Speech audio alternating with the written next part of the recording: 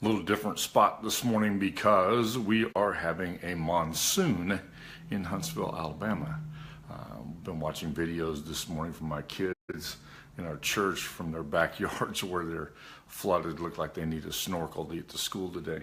So as you come on, let me know that you're here. Have a special guest today. His name is Jerami King, and Jerami should be joining us very, very soon.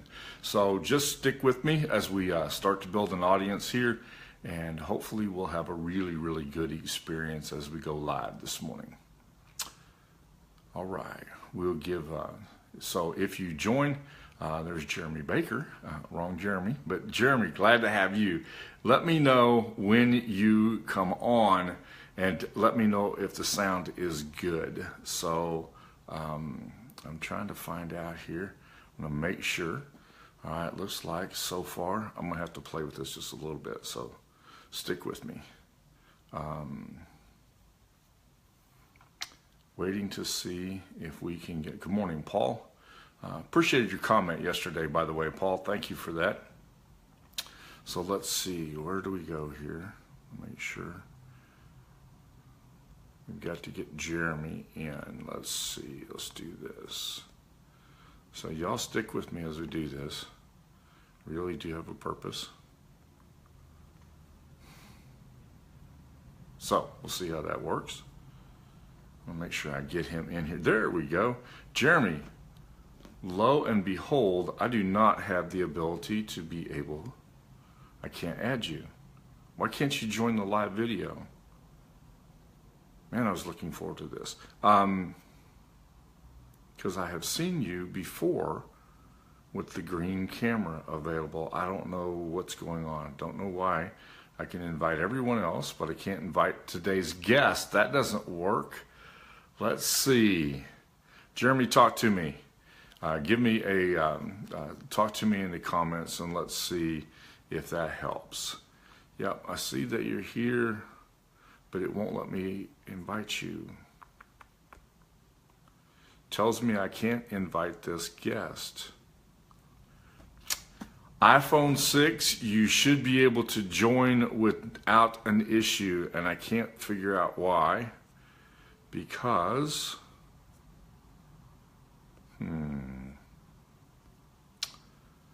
all right, this is going to be a disaster if I've always been able to invite anyone with an iPhone 6. Jerami, are you live from a Facebook app? That might make a difference. Are you live from a Facebook app on your iPhone? Because if you are not live from a Facebook app, I'm not sure I can add you. Let's see here. That would have been a detail I forgot to include. Let's see.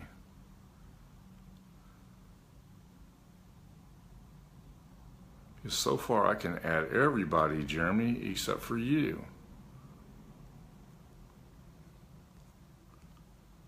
So Jerami, are you, oh, that's the problem.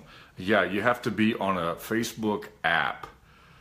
That will make a difference. There we go. Maybe we'll be able to get Jerami on here in just a second. So thank you for staying around. We're going to talk about something. Jerami joined me the other day, sent me a message on Monday. I was doing a live feed on Monday, and I was talking about how that people think that they're going to be successful if they get this or if they have that.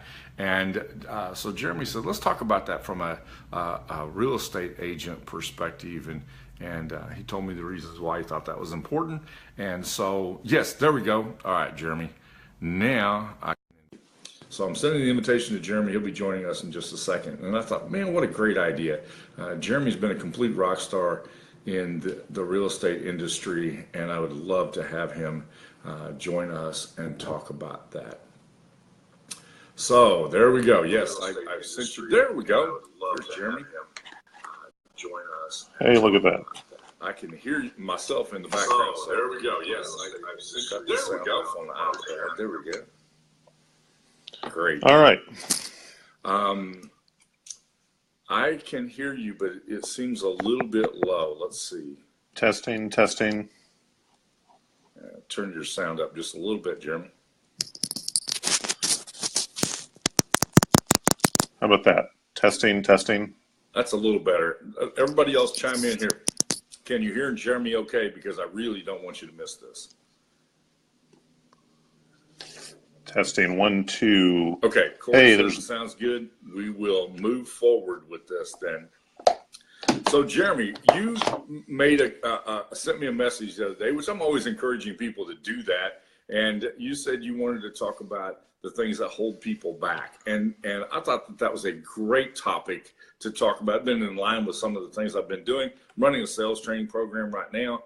And so I thought this would be an awesome opportunity for you, who are the consummate real estate rock star, to talk to us about the, I'm trying to think of another cool adjective to throw in there, but I thought it would be good to have you just share with us some of the things that you think are holding agents back. So sure. let's take a look at some things that I think might be helpful. So what kind of excuses do you hear from people who say, if I had this, or if I had that, or if I just had this, then I could be successful? Right. Well, let me give you a little bit of background where I'm coming from.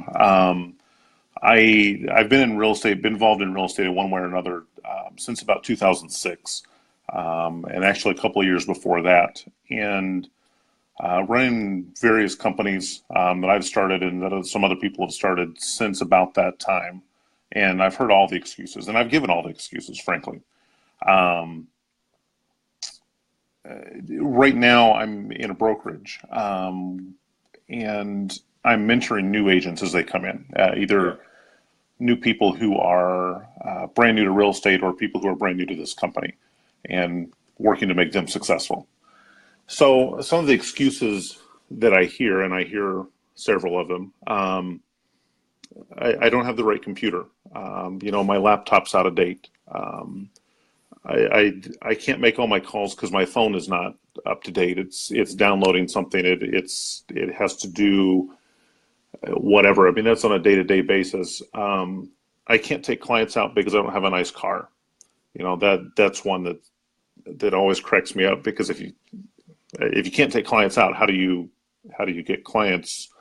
How do you show them houses? How do you, I mean, there's 100 things. Well, I'll get my first client after I have some more training. That's the one I hear so much. If I just had more training. Right. And in my time from teaching real estate in the short sale world, every time you put a seminar on, there was, and I won't say his name, but there was a guy that he always requested front row, speaker's right, second seat. Every seminar I ever put on, and I put on a lot, and I spoke at a lot of them over 6 years, that guy was in seat number 2. And as far as I know, he never closed a deal. But he spent thousands. I had a guy who was in second row, seat 3. I'll never forget that. Yep. He spent thousands and thousands and thousands of dollars on knowledge. And he took notes and he asked good questions, but he never kicked it over into actually doing it. And so that's probably the big one that I get from agents now is I don't know enough. I can't call that person. I can't knock on that door. I can't talk to that FSBO, for sale by owner, because what if I don't know the answer to what they say? That's I hear that it doesn't make any difference. If you're selling anything more complicated than a Big Mac, people want to tell you that all the time. Well, what if they ask me a question I don't know? What if they don't? Great. Rock and roll. Then you're going to figure out what questions people are asking, and then you're going to get the right training to figure that out. Exactly. So those are the excuses that I get on a fairly consistent basis. It costs $20 a day to rent a car. If you get don't make this more complicated than it has to be. If you've got a client that you've got a potential $8,000 income on a close, and you can't go get a car for $20, you got a problem. Exactly. Yeah. It's or take Uber, meet him, tell him you'll meet him at the place. Nobody has. There's the 30 seconds where you stand in the driveway or waiting to get in the door. It is the only time the car is ever going to be an issue. Right. So. Yeah, I have an interesting story about a real estate agent in the car, but I'll save that for another time. I'll save that for another time. So what do they really need, Jeremy? What does somebody really need? Um, you really just need the drive to do it. There's no magic button. There's no tipping point in training. You you have to know what somebody wants, or be able to ask the right questions to get to what somebody wants. Um, and ultimately, it comes down to, I'm not selling a house. I'm selling me. I'm selling my expertise and my knowledge and my ability to connect with you in the 30 seconds we talk on the phone initially, or meet face to face on the sidewalk or whatever. Um, that's the sale. It has nothing to do with houses or anything else. It's, are you going to buy me as your real estate agent? And are you going to buy my listening skills so I can understand what it is that you want? It's the same as any sales process I've ever done. It's just we're dealing with a bigger ticket item at this point. Yeah. Other than basically you're selling you. I tell people all the time, sell what you've got. Well, you've always got you. Right. And you may have if you have a good attitude, if you have a good connection with other people, those things are easy to sell. And Yeah, that's absolutely. really what people buy. That's It's really what people buy. It's a connection. It's, can you and I connect on some level for long enough to get it, for me to get into your head and find out what you want, and for you to articulate either verbally or non-verbally what it is that you want in a house, in a property, in a location, whatever, and go from there. And it's widgets, it's roofs, it's windows, it's computers, it's anything. It's all that same question. I was doing some sales training coaching a while back, and I was coaching some trainers a while back, and they said, well, one of the objections I get was, well, have you ever trained anybody in this particular industry? And it was in the insurance industry, and they wanted to talk about a specific brand. So do you still need clients? Yeah, you still need clients. Do you still have to make calls? Yes. Do you still have to make sales? Yes. Do you still have to manage an agenda? Yes. Do you still have to do all of the things you got? It doesn't change just because you have a different color shirt on. Right. Right. It's not even about who you know. One of the ones I dealt with last week was, well, I'm brand new to the area. I'm familiar with real estate, but I'm brand new to the area. So there's no sphere of influence or circle of friends or whatever you want to call it. Real estate's about the numbers. It's did you talk to X number of people to get to X number of contacts, to get to X number of conversations, to get to X number of closes. And there's enough of us out there doing this that have been doing real estate for years and years and years, longer than I've been doing it. The numbers are the numbers. They don't lie. You talk to 10 people to make 3 contacts to make 1 client, and 3 clients to get to a sale, and it is what it is. So if you don't know anybody, then go start talking to the people at the grocery store and the guy on the street and the dry cleaners and whatever. If you get in the habit of talking to people, it'll make all the difference in the world. Yep. And listening. Because it helps you to listen. I used to take brand new people out, brand new sales professionals. I would put them in a restaurant, and I would have them hold a conversation with the waitress. Mm-hmm. Just practice talking. Have a conversation with somebody while we're waiting to be seated. Right. You learn how to talk to people, and then learn how to listen. And then I would quiz them on what they heard while they were talking. Yep. And if they were missing it, you're gonna have problems no matter what. Right. Yeah. If you can't talk to people, sales is probably not your game. Right. But almost everybody can talk to people. You don't live in a box. You don't live in a vacuum. Yeah, there are a few people who don't have that kind of a people skill to be able to do that, which is a really important point. It's not that people are natural born salespeople. Right. That is a horrible myth that gets more people in trouble. Well, I just don't have the gift. You're sitting here having a conversation with me, convincing me of the reasons why you can't do this. You can't turn around and have that conversation and convince somebody that this is the right thing to do. Yeah. Yep. Yeah. I mean, we'll be sitting in a restaurant and I'll hear somebody say something about moving or about selling a house, or what if we list this, and my wife and kids at this point have just kind of given up on me not doing it. So I will go over and have a conversation, and I've sold houses that way. Right. So there's nothing wrong with it. I mean, what's the worst you're going to do is tell me to get lost? Oh, well. We do all those things in private. We should actually, everything that we do as public as we possibly can. Yeah. That's the reason why I go do my Wednesday gig at the coffee shop, because it gives us a chance to have a conversation out in public.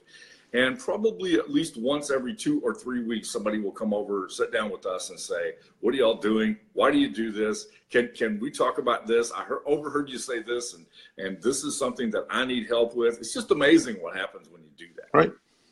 Right. Don't compartmentalize your life, because we don't do that with anything else.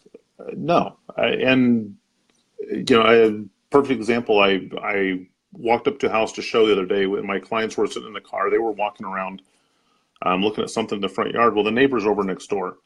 So I went and talked to the neighbor while we're waiting for the people ahead of us to get out of the house. And they told us things about the house that we wouldn't have known otherwise. Right. It's just talking. And if you can talk to anybody, you can sell. In my sales training, I always tell people I call that left-right marketing.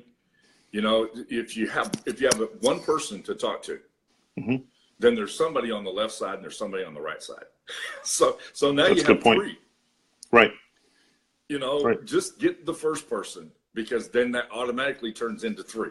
Absolutely. And if you're having a conversation with your client in Starbucks or in the coffee shop as you do, I'm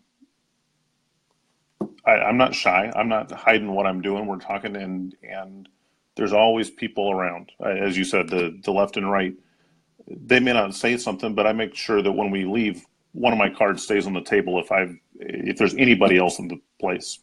You never know. Since you mentioned business cards, I used to when I was a sales trainer for 15 years. I never used a business card, because I would get reps say, "Well, I will be ready as soon as my business cards come in." Uh-huh. And I'd say, "I don't have a business card. Let me show you how to do this without a business card." Right. No, it's just it's a leave behind. I leave these things on counters and on tables and whatever else. Sure. I understand that, and there's tremendous value of that, but I would never let that be an obstacle. No. And the thing is, Eric, if that's an excuse, then as soon as the cards come in, there's going to be another excuse. There's going to be something else. Right. Let's get rid of this one right up front, and it's a great place to be. Okay, yeah. Jerami, if you could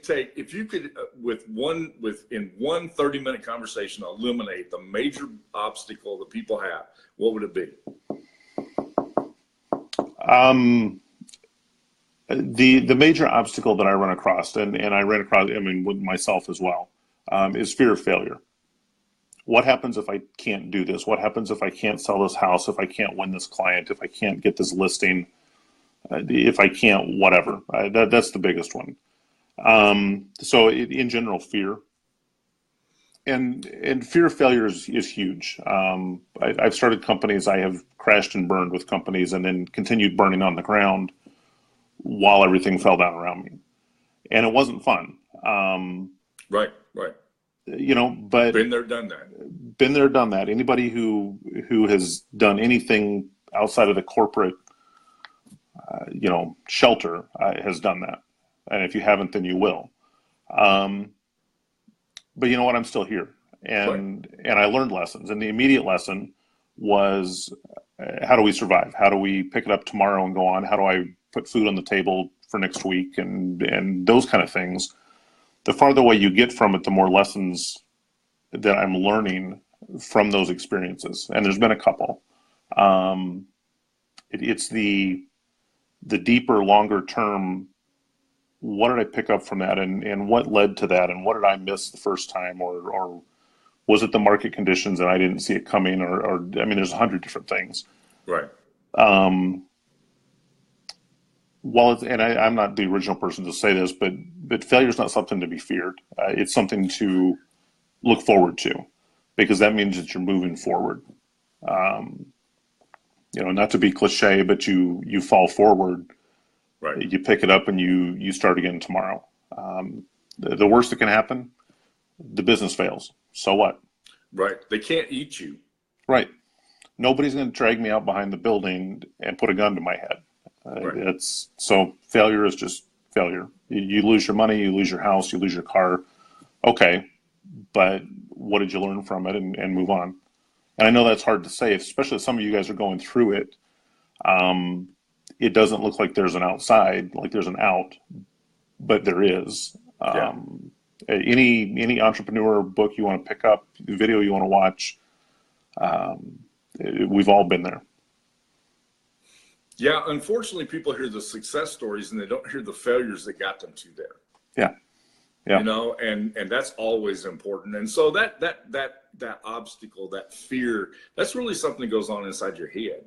Now, we can focus on helping people with what goes on inside their head while they're learning to have conversations, while they're learning to do other things. And so there are little processes that we frequently take people through to help them to get rid of that stuff that goes on inside of their head. But the biggest obstacle is your mind. Your mindset can become your greatest asset or your biggest obstacle. And notice I didn't say take away failure. Take away the fear of failure. Right. So, and Wayne has a great inevitable in any thriving venture. If there's no risk that's associated with it, there's minimal reward. Mm-hmm. Yeah, if you're not putting it all on the line, then you're probably not going to make what you think you should make. And Wayne has a good point there. It's almost impossible to succeed without hitting rock bottom, and I think that's exactly correct. Yeah, I completely agree with that. Well, Jeremy, anything else you'd like to say as we wrap this? This is a great conversation. Just so that all of you will know, Jeremy was a student of mine way back in, I'm not going to say way back because that always makes him sound like he's old. I would rather Jeremy sound old today than me, but a long time ago, Jeremy was a student of mine. And I survived it. And he survived it, and we've stayed in contact, and I've been watching his career just take off, and I was real excited when he said, let's connect here and let's do this because I thought that you all would enjoy hearing from him. And so anything else you'd like to say as we wrap up, Jeremy? Hey, I'd just like to say if you guys are anywhere near Michigan, need a house, know somebody needs a house, have them call me. Yeah, Jeremy will do that for you. Here's the thing that I found interesting. Jeremy gives the same effort and energy in a $44,000 investment piece of property that he gives to a $440,000 dream home. It's true. And I've watched him do that. He sells what he's got. And he sells it with the same energy and the same passion no matter what.